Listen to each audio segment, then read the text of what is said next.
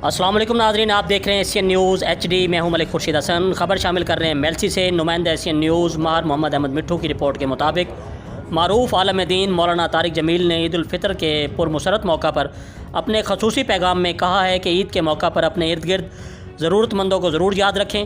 उन्होंने इन ख्यालात का इजहार कालिम निगार, मारूफ कानूनदान व legal adviser Asian news Mohammad Kaiser Mumtaz Khairpuri और मलिक कामरान मलाना रहनुमा तरीके इंसाफ से अपनी रिहाइशगाह रईसाबाद में मुलाकात और उनकी अयादत के मौके पर किया।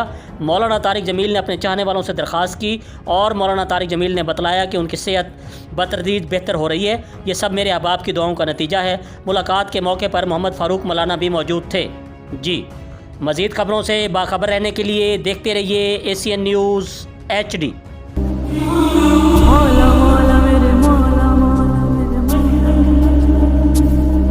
मेरे मौला मौला मेरे मौला मौला वो करम, मौला मौला मेरे मौला मौला मेरे मौला करम हो करम, मेरे मौला